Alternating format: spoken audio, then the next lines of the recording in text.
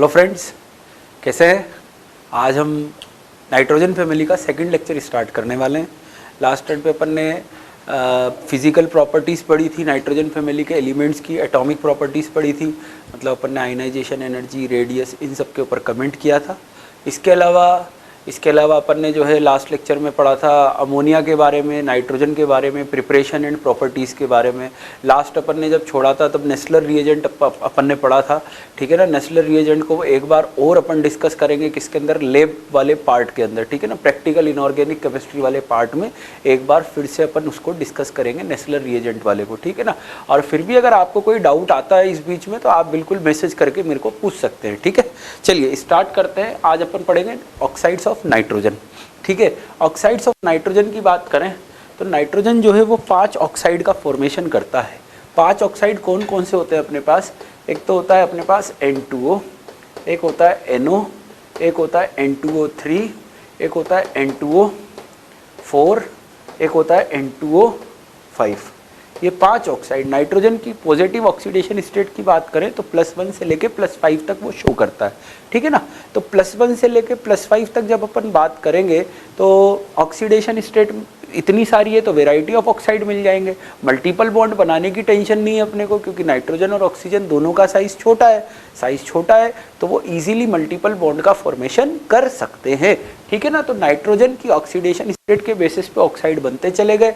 ये नाइट्रोजन की +1 वाला, ये कौन सा +2 वाला, ये +3 वाला, ये +4 वाला, और ये कौन सा बेटा +5 ऑक्सीडेशन स्टेट। इस तरीके से अपने को वेराइटी ऑफ ऑक्साइड्स मिल गए, ठीक। अब इनकी नाम की अगर अपन बात करें तो इसको बोलते हैं नाइट्रस ऑक्साइड। कौन सा ऑक्साइड बोलते हैं बेटा? नाइट्रस ऑक्साइड, ठीक है। NO को बोलते हैं अपन नाइट्रिक ऑक्साइड। अब यहाँ पे कंफ्यूजन हो जाता है कई बार। नाइट्रस और नाइट्रिक अपन जो है वो एसिड के रिस्पेक्ट में यूज़ कर लेते हैं कि नाइट्रस एसिड अगर +3 वाला है तो नाइट्रस ऑक्साइड भी +3 वाला होगा। ये गलत है, ठीक है ना। यहाँ पे ध्यान रहे कि एसिड की कैटेगरी अलग है और जो अपने ऑक्साइड है उसकी कैटेगरी अलग है, ठीक है। नाइट्रस ऑक्साइड मतलब +1 ऑक्सीडेशन स्टेट वाला, नाइट्रिक ऑक्साइड कौन सा +2 ऑक्सीडेशन स्टेट वाला। N2O3 को बोलते हैं अपन an hydride of HNO2, anhydride of HNO2, ये अपन इसको नाम बोलेंगे, ठीक है ना। यहाँ पे इसको बोलेंगे एनहाइड्राइड ऑफ HNO3। कैसे बोला, क्यों बोला, इसको अभी मैं समझाता हूँ। वैसे तो बहुत सिंपल सा कॉन्सेप्ट है, odd group odd oxidation state याद आ रहा है। जब N2O3 में पानी डालते हैं तो HNO2 बनता है, तो HNO2 में से पानी निकाल देंगे, एनहाइड्राइड कर देंगे, डिहाइड्रेट कर देंगे तो N2O3 बन जाएगा। सिंपल कॉन्सेप्ट है। फिर भी अभी अपन एक बार नाम लिख लूँ, मैं बताता हूँ आपको, ठीक है। उसके बाद में इसको बोलेंगे मिक्स्ड एनहाइड्राइड, ठीक है। कैसे समझना,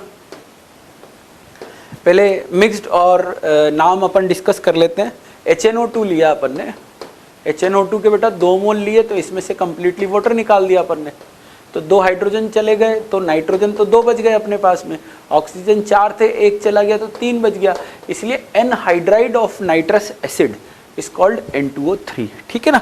ऐसे ही मैंने लिया 2 मोल HNO3 के लिए लिए बेटा, इसमें से 1 मोल वाटर चला गया तो 2 हाइड्रोजन के 2 हाइड्रोजन चले गए, 6 में से 1 ऑक्सीजन चला गया तो बचे कितने? 5। इसलिए बन गया अपने पास क्या? N2O5, ठीक। फिर अपन ने एक और ले लिया, यहाँ पे एक HNO2 ले लिया, एक HNO3 ले लिया, ठीक है। इसमें से वाटर चला गया। अब आपने अपने पास हाइड्रोजन थे 2 चले गए, नाइट्रोजन के 2 एज इट इज आ गए, ऑक्सीजन 2 और 3 5 में से 1 चला गया तो कितने रह गए? 4। तो N2O4 अपने पास में यहाँ पे बन जाएगा, ठीक है। ये समझ में आ गया होगा क्यों अपन ने एनहाइड्राइड बोला, क्यों नहीं बोला, क्लियर। इसके बाद में अपन इसमें बात करते हैं प्रिपरेशन की। प्रिपरेशन तो समझना, एक एक रिएक्शन। सबसे पहले अपन N2O की प्रिपरेशन की बात करें। N2O की प्रिपरेशन की बात करें तो N2O अपने पास में बनता है NH4NO3 को हीट करने पर। देखो यहाँ पे ध्यान देना, नाइट्रोजन की ऑक्सीडेशन स्टेट +-3 आएगी किसके अंदर? NH3 के अंदर। और यहाँ नाइट्रोजन की ऑक्सीडेशन स्टेट कितनी आएगी बेटा? +5 आएगी, ठीक। एवरेज निकाला, -3 + 5 divide by 2 is equal to +1। +1 इसकी एवरेज ऑक्सीडेशन स्टेट आ गई, तो प्रोडक्ट बन जाएगा बेटा अपने पास क्या, N2O +1 ऑक्सीडेशन स्टेट वाला।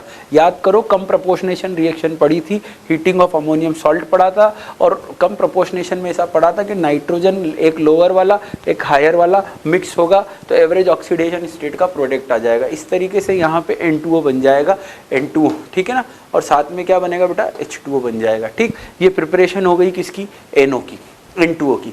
नेक्स्ट आ जाते हैं अपन NO के ऊपर। NO की प्रिपरेशन करनी है तो बहुत सिंपल सा कॉन्सेप्ट है, कॉपर लेंगे, डाइल्यूट HNO3 लेंगे। डाइल्यूट HNO3 जो है ना वो मैक्सिमम केस में, डाइल्यूट HNO3 जो है वो मैक्सिमम केस में जो है वो NO गैस देता है। कौन से केस में नहीं देता, रिएक्टिव मेटल के केस में नहीं देता। अगर मैं लिखता ना जिंक प्लस डाइल्यूट HNO3, याद करो जनरल प्रोडक्ट होता है अपना NO, जो सीरीज लिखी थी अपन ने ऑक्सीडाइजिंग रिड्यूसिंग एजेंट की जो सीरीज लिखी थी, ठीक है ना, उसमें मैंने बताया था dilute HNO3 in general NO देता है पर रिएक्टिव मेटल के साथ N2O दे देता है, क्योंकि रिएक्टिव मेटल है ये, इसकी रिएक्टिविटी हाइड्रोजन से ज़्यादा है, और हाइड्रोजन से ज़्यादा है तो उसका रिड्यूसिंग नेचर क्या होगा, ज़्यादा होगा। रिड्यूसिंग नेचर ज़्यादा होगा, इस वजह से वो +2 में ना रुक के कहाँ तक चला जाता है, +1 तक चला जाता है। तो N2O एक और तरीके से बना सकते हैं, जिंक प्लस डाइल्यूट HNO3, जहाँ पे प्रोडक्ट N2O साथ में ZnNO3 होल ट्वाइस बनेगा। कॉपर प्लस डाइल्यूट HNO3 की जब अपन बात करेंगे तो NO गैस बनेगी, साथ में CuNO3 होल ट्वाइस बनेगा। और भी बहुत सारे तरीके, अगर मैं ले लूँ आपके पास Fe2+ ले लिया, डाइल्यूट HNO3 ले लिया, तो फिर भी कौन सी गैस निकल जाएगी अपने पास, NO गैस निकल जाएगी। ठीक है, NCERT की रिएक्शन अगर अपन डिस्कस करें वो साथ में चला जाएगा किसमें, Fe3+ में।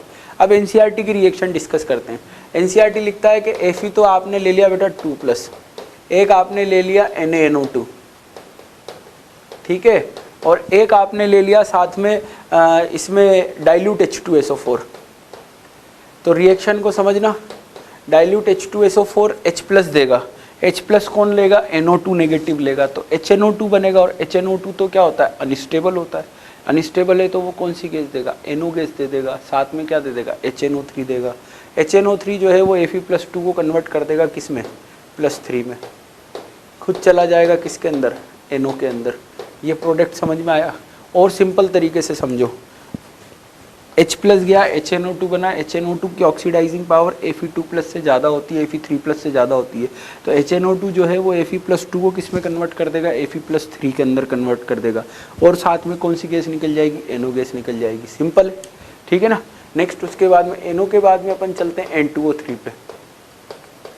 N2O3 बनाने का बहुत सिंपल सा तरीका है, NO गैस लेंगे, NO2 लेंगे, -23 डिग्री सेंटीग्रेड टेम्परेचर रखेंगे तो एक ब्लू कलर का लिक्विड बनेगा जिसका फॉर्मूला होगा क्या, N2O3। देखो आप N है ना, एक ऑक्सीजन दो ऑक्सीजन, टोटल कितनी हो गई, 3 ऑक्सीजन हो गई। ठीक है, इस तरीके से प्रोडक्ट क्या मिल जाएगा अपन को, N2O3 मिल जाएगा।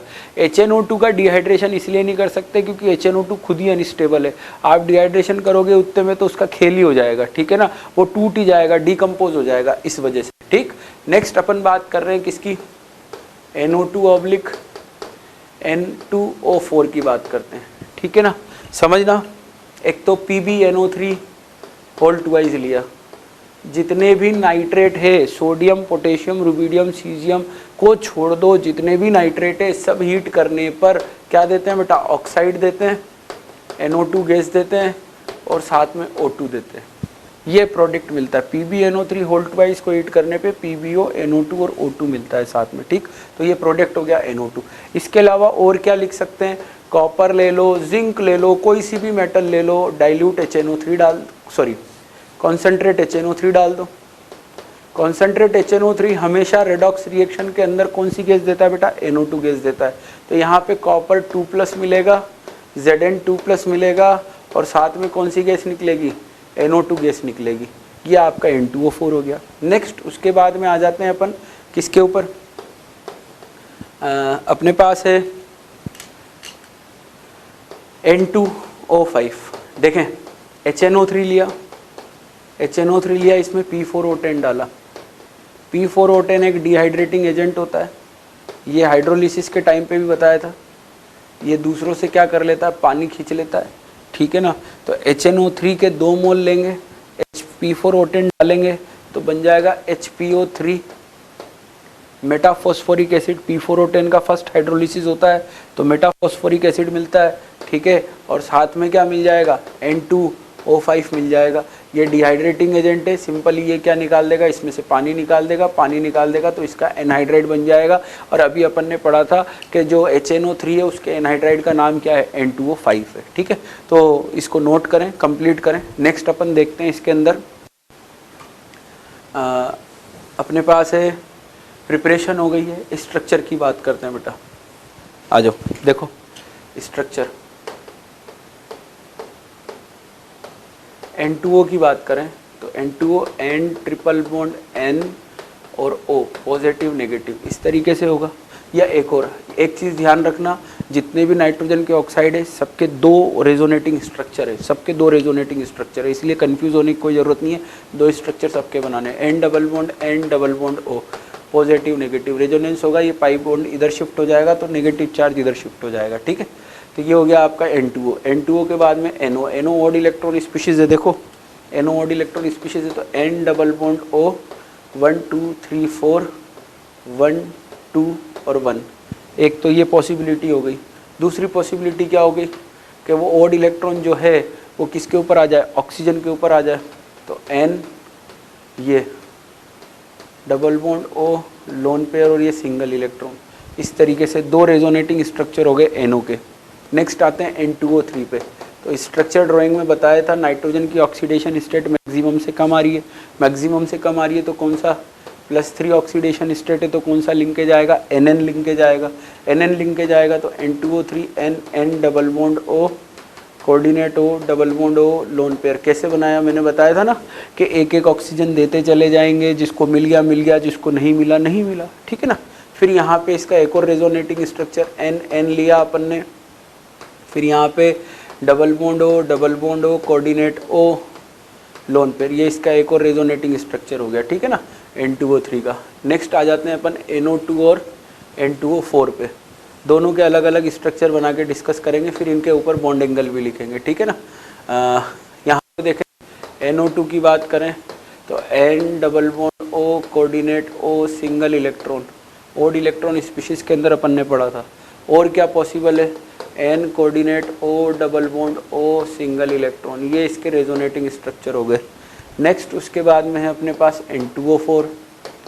N2O4 की बात करें तो N लिंकेज आ जाएगा, ठीक है ना, क्योंकि ऑक्सीडेशन स्टेट मैक्सिमम से कम है, NN linkage double bond O coordinate O, double bond O coordinate O, ठीक है ना।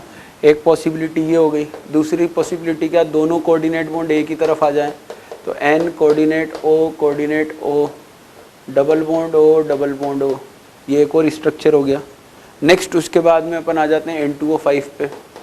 N2O5 में नाइट्रोजन की ऑक्सीडेशन स्टेट +5 आ रही है, मैक्सिमम ऑक्सीडेशन स्टेट आ रही है तो कौन सा लिंकेज होगा बेटा, NON लिंकेज होगा। याद करो स्ट्रक्चर ड्राइंग के अंदर अपन ने पढ़ा था, ठीक है ना। तो यहाँ पे क्या करेंगे अपन, पहले NON लिंकेज बनाएंगे, double bond O coordinate O double bond O coordinate O। एक तो स्ट्रक्चर ये हो गया। दूसरा स्ट्रक्चर क्या हो जाएगा, NN linkage, sorry NON linkage, ठीक है ना, double bond O coordinate O। अभी क्या था, कोऑर्डिनेट दोनों एक तरफ थे, अब कोऑर्डिनेट को अपोजिट कर दिया। इस तरीके से हर एक के 2 स्ट्रक्चर हो जाएंगे।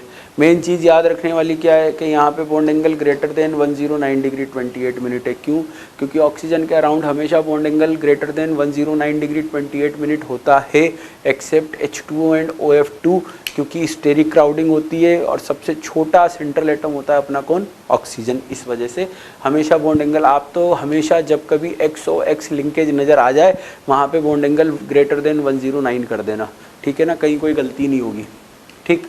उसके अलावा यहाँ पे भी एक चीज़ मैंने बताई थी आपको कि यहाँ पे बॉन्ड एंगल जो है 135 डिग्री और ये वाला खुलना चाहिए, ये वाला हो गया अपना 134 डिग्री और ये 135 डिग्री, 1 डिग्री का डिफरेंस है जहाँ से क्वेश्चन पुट किया जा सकता है, इसलिए इस पॉइंट को भी ध्यान रखें। स्ट्रक्चर हो गया अपना। स्ट्रक्चर के बाद में फिजिकल स्टेट देखें, ठीक है। फिजिकल स्टेट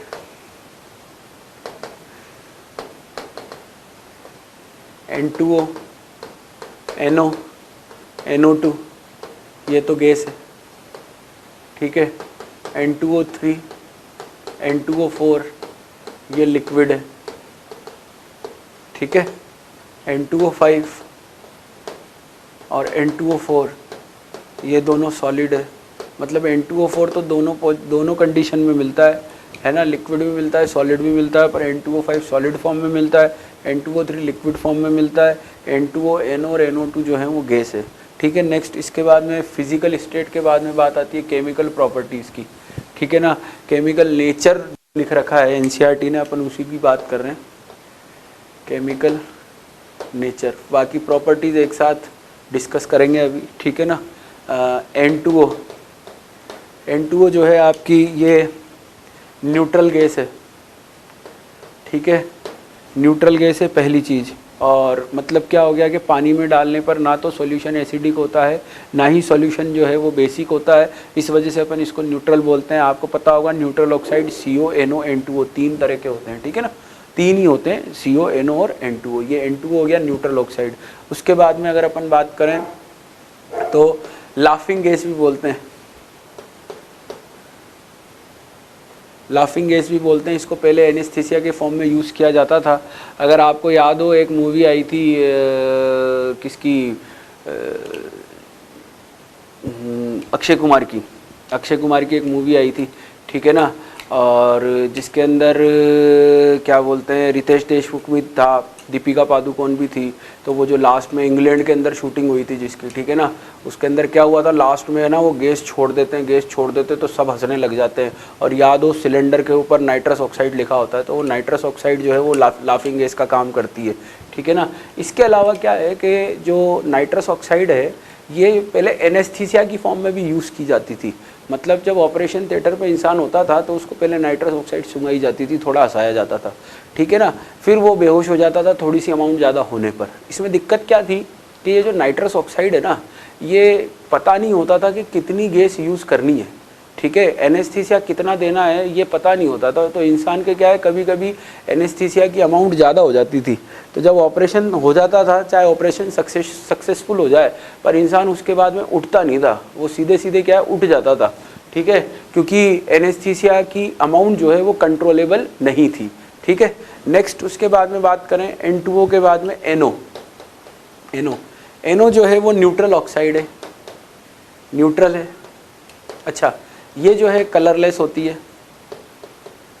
ये भी कलरलेस होती है, ठीक।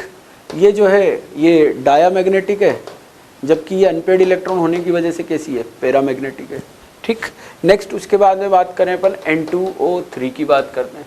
N2O3 जो है वो एसिडिक होती है, क्योंकि कहाँ से आ रही है बेटा, एसिड से आ रही है, ठीक, एसिडिक है। इसके अलावा कौन सी है, डायमैग्नेटिक है, डायमैग्नेटिक है।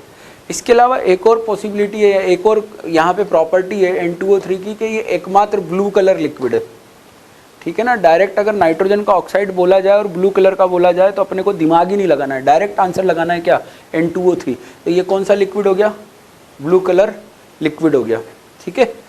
पोजीशन अपन ने देख ही ली इसकी, N2O3 की पोजीशन क्या आ रही है, लिक्विड पोजीशन आ रही है। नेक्स्ट उसके बाद में NO2 की बात करते हैं। तो NO2 जो है वो एसिडिक तो है ही सही, क्योंकि एनहाइड्राइड है किसका, HNO2 और HNO3 का, तो एक तो हो गया ये एसिडिक। इसके अलावा NO2 रेडिश ब्राउन कलर की गैस है, भूरा लाल जिसको अपन बोलते हैं, रेडिश ब्राउन कलर की गैस, ठीक है। तो ये हो गया रेडिश ब्राउन। इसके अलावा डिस्प्रपोर्शनेट होती है किसके अंदर, वाटर के अंदर, ठीक। एक अनपेड इलेक्ट्रॉन है, तो ये कैसी हो जाएगी, पैरामैग्नेटिक हो जाएगी। ऑड इलेक्ट्रॉन स्पीशीज है ना, पैरामैग्नेटिक। नेक्स्ट उसके बाद में बात करते हैं अपन N2O5 की। तो N2O5 जो है वो white coloured liquid oblique solid दोनों फॉर्म में मिलता है, ठीक है ना। सॉलिड में तो अपन ने आयन की फॉर्म में लिखा था इसको, NO2+ और NO3- की फॉर्म में लिखा था, ठीक है। तो white colour liquid oblique solid हो गया अपना क्या, N2O5। इसके अलावा ये आ रहा कहाँ से, HNO3 से आ रहा है, HNO3 से आ रहा है, इसका मतलब क्या हो गया, ये एसिडिक हो गया, ठीक। ठीक है। HNO3 ये अच्छा आपने पढ़ रखा है, N2O5 जो है वो डिकम्पोज हो जाता है 40 डिग्री सेंटीग्रेड पे, देता है क्या, NO2 प्लस हाफ O2। तो ये ऑक्सीजन देने का काम कर रहा है, इसका मतलब ये ज़बरदस्त क्या हो गया, ऑक्सीडाइजिंग एजेंट भी हो गया। ये सब इसकी प्रॉपर्टी हो गई है, ठीक है ना। प्रॉपर्टीज़ को कंप्लीट करिए, बाकी फिर अपन ऑक्साइड्स ऑफ नाइट्रोजन इसी के साथ अपने कंप्लीट होते हैं। नेक्स्ट अपन पढ़ेंगे ऑक्सी एसिड ऑफ नाइट्रोजन। चलिए फटाफट से कंप्लीट करिए।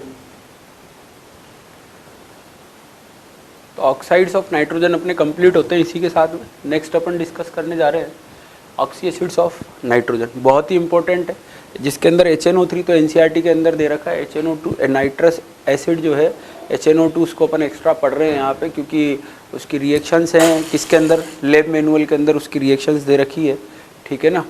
और इस वजह से अपन एक्स्ट्रा HNO2 पढ़ रहे हैं यहाँ पे। दोनों डिस्कस करते हैं, चलिए एक एक स्टार्ट करते हैं। नाइट्रस एसिड, नाइट्रस एसिड का फॉर्मूला क्या होता है बेटा, HNO2। ऑक्सीडेशन स्टेट इसकी क्या होती है, +3 होती है, ठीक है ना। अगर बॉन्डिंग की बात करें तो N डबल बॉन्ड OOH, ठीक है, प्लेनर होता है, ये सब इसकी प्रॉपर्टी हो गई, ठीक है। अब प्रिपरेशन पे आते हैं। सबसे पहले प्रिपरेशन, जब हम प्रिपरेशन की बात करेंगे तो एक तो NaNO2 लिया, इसमें डाइल्यूट HCl डाल दिया, डाइल्यूट HCl डाल दिया तो बन जाएगा अपने पास क्या, NaCl और साथ में क्या, HNO2। क्योंकि HNO2 क्या एक वीक एसिड होता है, और वीक एसिड होता है तो वो क्या करता है, दूसरों से इजीली H+ ले लेता है। और स्ट्रॉन्ग एसिड है HCl, तो इसका काम H+ देना है, NO2 माइनस का काम H+ लेना है, इसलिए बन जाएगा क्या, HNO2। एक और तरीके से अपन बना सकते हैं, अपन ले लें N2O3 ले लें और इसका हाइड्रोलिसिस करवा दें, तो भी अपने पास प्रोडक्ट क्या बन जाएगा, HNO2 बन जाएगा। पर HNO2, अब ये समझना पॉइंट को, HNO2 is highly unstable. HNO2 क्या है बेटा, अनस्टेबल है, हाईली अनस्टेबल है। HNO2 अपने आप से ही चला जाता है किसके अंदर, HNO3 और साथ में NO। मतलब क्या है, आप लेबोरेटरी के अंदर HNO2 को बना के नहीं रख सकते हो। मतलब आप सोचो HNO2 बना लूँ, बोतल के अंदर भर के रख दूँ और जब मर्जी आए बोतल खोली और HNO2 रिएक्शन के अंदर यूज़ कर लिया, बिल्कुल ऐसा पॉसिबल नहीं है, क्योंकि HNO2 ज़बरदस्त वीक एसिड है, अनस्टेबल एसिड है, ठीक है ना। अनस्टेबल है तो HNO2 क्या करेगा, टूट जाएगा। टूटेगा किसके अंदर, डिस्प्रोपोर्शनेट होगा। अस एसिड है तो डिस्प्रोपोर्शनेट होते हैं, कुछ हीट करने पे होते हैं, कुछ बिना हीट करे होते हैं। और आपको पता होगा कि अपन ने लिखा था heating effect of us acid, 3 police 1 चोर, दोनों नालायक करे जोर से शोर, ट्रिक बताई थी ना। तो उस ट्रिक के अंदर उस ट्रिक को यूज़ करें तो NO जो बन जाएगा +2 ऑक्सीडेशन स्टेट का, है ना। तो ये डिस्प्रोपोर्शनेशन समझ में आ गया होगा, HNO2 जाएगा HNO3 + NO के अंदर। तो अब इसको कैसे क्या बताना चाह रहे हैं सर के भाई बोतल के अंदर नहीं रख सकते, क्या चक्कर है। तो इस चीज़ को समझो, आपने HNO2 भर दिया बोतल के अंदर, बंद कर दिया, जैसे ही बोतल खोलोगे तो NO गैस निकल जाएगी और आपका HNO2 कन्वर्ट हो चुका होगा किसके अंदर, HNO3 के अंदर। इसलिए बना हुआ HNO2, पहले से बना हुआ HNO2 को लेबोरेटरी के अंदर रिएक्शन के अंदर यूज़ नहीं करेंगे। किसको यूज़ करेंगे, ताज़ा बने हुए, एकदम ताज़ा, हाथों हाथ बनाएंगे। N2O3 लेंगे, पानी डालेंगे, HNO2 बनेगा, रिएक्शन में यूज़ कर लो, रख दिया तो खेल खत्म है। समझ में आ गई बात। ऐसे ही यहाँ पे NaNO2 लिया, डाइल्यूट HCl डाला, एसिड बना, हाथों हाथ यूज़ कर लो। नहीं तो आप मतलब इधर से NaNO2 डाल रहे हो, इधर से HCl डाल रहे हो तो रिएक्शन करा सकते हो, नहीं तो रिएक्शन नहीं करा सकते, क्योंकि HNO2 हाईली अनस्टेबल है। तो टूट के क्या दे देता है, HNO3 + NO दे देता है। और जब टूट जाएगा HNO2 नहीं रहेगा तो उसकी रिएक्शन कैसे कराओगे। इसलिए HNO2 पहले जाएगा किसके अंदर, HNO3 + NO के अंदर। इसलिए फ्रेशली प्रिपेयर्ड, अब मैं यहाँ से स्टेटमेंट लिख देता हूँ, फ्रेशली प्रिपेयर्ड HNO3, है ना, freshly prepared HNO2 is used in chemical reactions. ठीक है, समझ में आ गई होगी बात। कलरलेस लिक्विड है, प्रॉपर्टीज की बात करें तो कलरलेस लिक्विड है, अनस्टेबल है, ठीक है। और जब बेस के साथ रिएक्शन कराएंगे NaOH के साथ में रिएक्शन कराएंगे किसकी, HNO2 की, तो बन जाएगा अपने पास क्या, NaNO2 और साथ में क्या, वाटर। इस तरीके से इस रिएक्शन से ये समझ में आता है कि NO2 जो है वो H+ की प्रेजेंस में टूटता है। किसकी प्रेजेंस में, H+ की प्रेजेंस में अनस्टेबल है, न्यूट्रल मीडियम में अनस्टेबल है, पर बेसिक मीडियम में अनस्टेबल नहीं है। समझ में आ गई बात। मीडियम अगर बेसिक रख दोगे तो NO2- का कुछ नहीं बिगड़ेगा। NO2- खराब तब होता है जब इसको H+ मिल जाता है, क्योंकि NO2- वीक एसिड का एनायन है जिसकी जिंदगी निकली है किसके लिए, H+ की तलाश में निकली है। इस वजह से जैसे ही आप इसके अंदर H+ डालोगे ये NO2- H+ ले लेगा और कौन सी गैस निकाल देगा, NO गैस निकाल देगा और साथ में क्या दे देगा, HNO3। इसलिए अपन को ध्यान रखना है कि अगर आपको NO2- बनाना है तो मीडियम को क्या रखना पड़ेगा, बेसिक रखना पड़ेगा। समझ में आ गई बात, ठीक है। नेक्स्ट उसके बाद में बात करें oxidising as well as reducing agent होता है। क्यों भैया, क्या चक्कर है, आप देख लो। HNO2 जो है वो जा रहा है किसके अंदर, HNO3 + NO में, और NO रिड्यूसिंग एजेंट है और HNO3 ऑक्सीडाइजिंग एजेंट है, तो दोनों तरह के प्रोडक्ट दे रहा है, तो दोनों तरह से कंपाउंड अपन को मिल सकता है। तो बीच वाला है, और सबसे इजी तरीका क्या है कि यार HNO2 में ऑक्सीडेशन स्टेट +3 है, बीच वाला है, तो ऊपर भी जा सकता है और नीचे भी जा सकता है, बात खत्म हो गई, ठीक है ना। इसलिए ये क्या होता है, डिस्प्रपोर्शनेट होता है, हीट करने पे ऑक्सीडाइजिंग एजेंट की तरह भी काम करता है, रिड्यूसिंग एजेंट की तरह भी काम करता है, ठीक है ना। क्योंकि बीच वाली ऑक्सीडेशन स्टेट है तो वो हायर में भी जा सकती है और लोअर में भी जा सकती है। चलिए नेक्स्ट देखें, अपन बात करें इसके ऑक्सीडाइजिंग बिहेवियर की। ऑक्सीडाइजिंग नेचर, ऑक्सीडाइजिंग नेचर अपन वही अपने लिखने का तरीका, ठीक है ना। ये अपन ने ले लिया HNO2, क्या ले लिया बेटा, HNO2 ले लिया, ठीक है। और HNO2 जाएगा खुद किसके अंदर, NO के अंदर, क्योंकि ये ऑक्सीडाइजिंग एजेंट की तरह काम कर रहा है।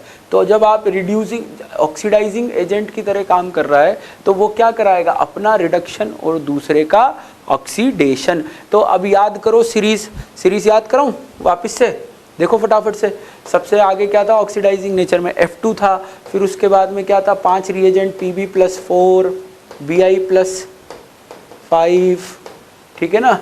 फिर S2O8 2 नेगेटिव और O3, फिर क्या था CaOCl2, नेक्स्ट उसके बाद में KMnO4 एसिडिफाइड। याद आ रही है सीरीज़, क्योंकि ये सीरीज़ के बिना काम नहीं चलेगा।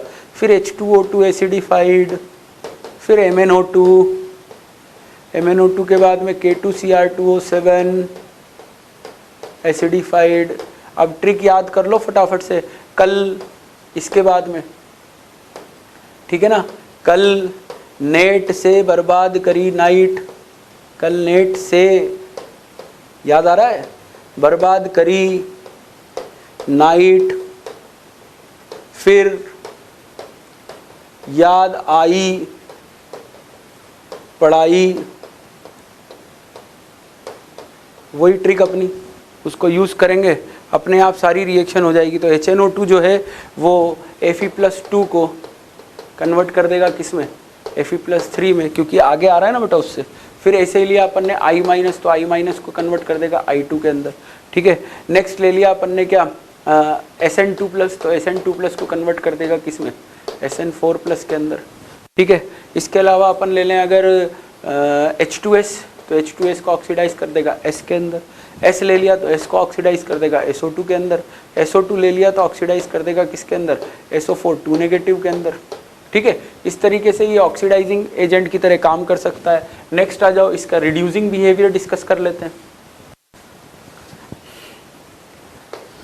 Reducing nature,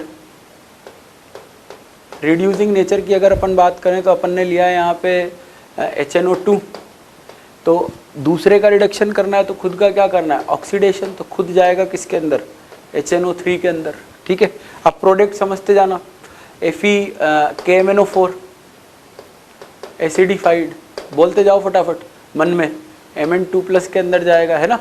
K2Cr2O7 acidified, Cr3+ के अंदर जाएगा। फिर अगर अपन बात करें O3, O2 में जाएगा, H2O2 H2O में जाएगा, Cl2 Cl- में जाएगा, Br2 Br- में जाएगा, ठीक है ना। तो ये इस तरीके से ऑक्सीडाइजिंग एजेंट और रिड्यूसिंग एजेंट वाली रिएक्शन हो गई HNO2 की। तो अपन ने क्या क्या पढ़ लिया, प्रिपरेशन पढ़ ली, प्रॉपर्टीज पढ़ ली, डिस्प्रोपोर्शनेशन पढ़ लिया, कलर पढ़ लिया, स्ट्रक्चर पढ़ लिया, ऑक्सीडाइजिंग नेचर, रिड्यूसिंग नेचर पढ़ लिया। अब इसमें बात आती है डिटेक्शन ऑफ NO2-, ठीक है। चलिए तो नेक्स्ट अपन डिस्कस करते हैं इसके अंदर।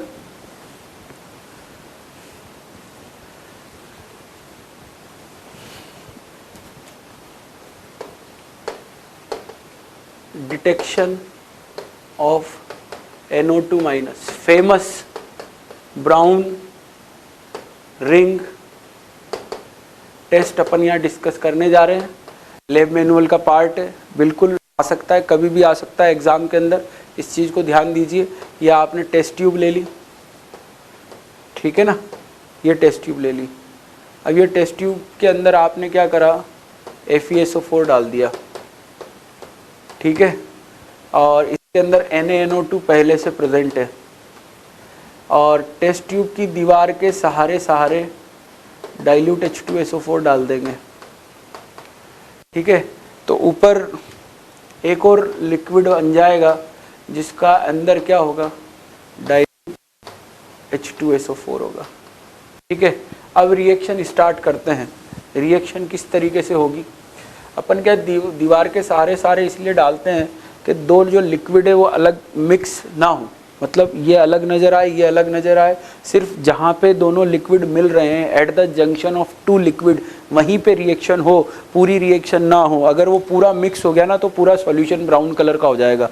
इस चीज़ का अपन को ध्यान रखना है। देखें यहाँ पे अपन ने लिया बेटा Fe2+, ठीक है, साथ में लिया NO2-, साथ में क्या लिया, डाइल्यूट H2SO4। तो अभी जो रिएक्शन पड़ी थी उसी से अपन बात करते हैं। जैसे ही H+ मिलेगा HNO2 बनेगा, HNO2 Fe+2 को कन्वर्ट कर देगा बेटा किसके अंदर, Fe+3 के अंदर, और कौन सी गैस निकलेगी, NO गैस निकलेगी। अब NO गैस जो है वो बचे हुए FeSO4 के साथ में रिएक्शन करेगी और बना लेगी एक जाना पहचाना कंपाउंड FeH2O5NoSO4, और इसी कॉम्प्लेक्स का नाम है क्या, ब्राउन रिंग कॉम्प्लेक्स। कौन सा कॉम्प्लेक्स, ब्राउन रिंग कॉम्प्लेक्स। समझ में आ गया। तो यही है वो ब्राउन रिंग कॉम्प्लेक्स, जो कि अब समझना क्या रिएक्शन हुई। ये आपने टेस्ट ट्यूब ली थी, इसके अंदर क्या था, नीचे की तरफ FeSO4, साथ में क्या था, NaNO2, ऊपर क्या डाला था आपने इसमें, डाइल्यूट H2SO4। रिएक्शन कहाँ पे हुई, रिएक्शन यहाँ पे इस जगह हुई। तो इस जगह जो रिएक्शन हुई है यहीं पे बनेगी क्या आपकी, जहाँ पे रिएक्शन हुई है वहीं पे ब्राउन रिंग कॉम्प्लेक्स बनेगा, और जहाँ जहाँ ब्राउन रिंग कॉम्प्लेक्स होगा वहीं पर एक ब्राउन कलर नज़र आएगा, और ब्राउन कलर की वजह से एक रिंग लाइक स्ट्रक्चर बन जाएगा। रिंग लाइक स्ट्रक्चर बनने की वजह से इस कॉम्प्लेक्स को अपन क्या बोलते हैं, ब्राउन रिंग कॉम्प्लेक्स, क्योंकि हम रिएक्शन ही इसी तरीके से कराते हैं। एक बात बताता हूँ मैं, अगर H2SO4 पूरा सीधा डाल दिया, मतलब पूरा मिक्सचर हो गया, वो FeSO4 H2SO4 और NaNO2 का पूरा मिक्सचर हो गया, तो पूरा सॉल्यूशन ब्लू कलर का हो जाएगा। समझ में आई बात। तो अपन को क्या करना है, थोड़ा सा ध्यान रखना है, जब अपन क्या डालेंगे उसके अंदर, क्या डालेंगे, H2SO4 डालेंगे, तब थोड़ा सा अपन को ध्यान रखना है। समझ में आ गई बात। तो इसको कंप्लीट करो, brown ring test, detection of NO2-, जो कि डाइल्यूट H2SO4 की प्रेजेंस में ही लग जाता है, ठीक है ना। ऐसा क्यों अंडरलाइन किया, क्योंकि NO3- जो है वो डाइल्यूट H2SO4 की प्रेजेंस में ब्राउन रिंग टेस्ट नहीं देता है। तो इस तरीके से अपन यूज़ कर सकते हैं NO2- और NO3- को डिस्टिंग्विश करने के लिए, ठीक है। तो आप लोग कंप्लीट करिए, फिर अपन नाइट्रिक एसिड डिस्कस करते हैं। कंप्लीट करें फटाफट से।